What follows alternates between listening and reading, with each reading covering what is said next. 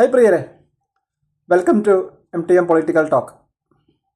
ഇന്നത്തെ ട്രെൻഡിങ് വീഡിയോകളിൽ ഒന്ന് വടകര MP ഷാഫി പറമ്പിൽ പാർലമെൻറ്റിൽ നടത്തിയ പ്രവാസികളുടെ യാത്രാക്ലേശത്തിൻ്റെ വിവരണം.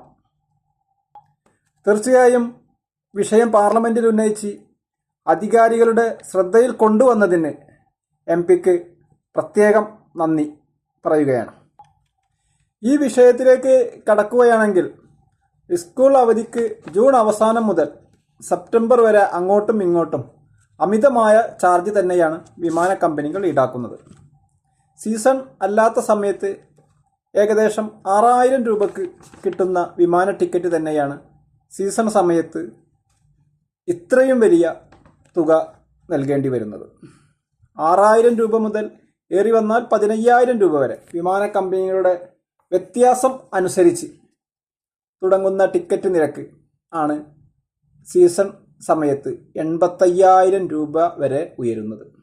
4 അംഗ കുടുംബം നാട്ടിൽ വന്ന് 2 മാസം അവിടെ ചിലവഴിച്ച് ഉറ്റവരെയെല്ലാം കണ്ട് സന്തോഷത്തോടു കൂടി ജോലി സ്ഥലത്തേക്ക് എത്തണം എങ്കിൽ ടിക്കറ്റിന് മാത്രം 6 ലക്ഷത്തിന് മുകളിൽ വരും. അപ്പോൾ സാധാരണക്കാർ ചിന്തിക്കും, നിങ്ങൾ സീസണിൽ യാത്ര ചെയ്യണ്ട, അൺസീസണിൽ വന്നുകൂടെ എന്ന്. കുട്ടികൾ സ്കൂളിൽ പോകുന്ന രക്ഷിതാക്കൾക്ക്, അതേ മേഖലയിൽ ജോലി ചെയ്യുന്നവർക്കും ഈ സീസൺ സമയത്ത് തന്നെ യാത്ര ചെയ്യാൻ സാധിക്കുകയുള്ളൂ. അല്ലെങ്കിൽ കുട്ടികളുടെ ക്ലാസ് നഷ്ടപ്പെടുമല്ലോ. ഈ അവസരം മുതലെടുത്ത് വിമാന കമ്പനികൾ ഇതിന് നൽകിയിരിക്കുന്ന പേരാണ് സീസൺ. ഈ വിഷയം ഇന്നോ ഇന്നലെയോ തുടങ്ങിയതല്ല. പ്രവാസം എത്ര കാലം പഴക്കമുണ്ടോ അത്രയും പഴക്കം ഈ വിഷയത്തിനുമുണ്ട്.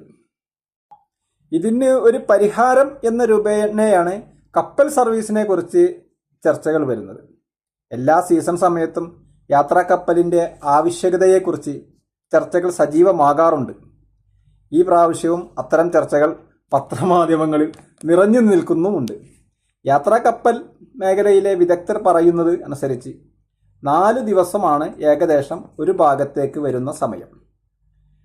ടിക്കറ്റ്, ഭക്ഷണം അടക്കം 10,000 രൂപയ്ക്ക് ലഭിക്കാൻ സാധ്യതയുണ്ട് എന്നും യാത്രാ കപ്പൽ മേഖലയിലെ വിദഗ്ധർ അഭിപ്രായപ്പെടുന്നു. അങ്ങനെ ഒരു സംവിധാനം വരികയാണെങ്കിൽ കുറച്ചു പേർക്കെങ്കിലും ആശ്വാസം ലഭിക്കാൻ സാധ്യതയുണ്ട്. ബന്ധപ്പെട്ട അധികാരികൾ കപ്പൽ സർവീസ് യാഥാർത്ഥ്യമാക്കുവാൻ പരിശ്രമിച്ചാൽ, അത് യാഥാർത്ഥ്യമായാൽ കുറച്ചു പേർക്കെങ്കിലും യാത്രാക്ലേശത്തിന് പരിഹാരമാവും. മാന്യമായ ഒരു വിലക്ക് സീസണിലും നമുക്ക് യാത്ര ചെയ്യുവാൻ അവസരം തരുവാൻ അധികാരികൾ അധികാരത്തിൻ്റെ പഴുതുകൾ ഉപയോഗിച്ച് പ്രവർത്തിച്ചാൽ പ്രവാസികൾക്കും ആശ്വാസ വാർത്ത ശ്രവിക്കാൻ കഴിയും.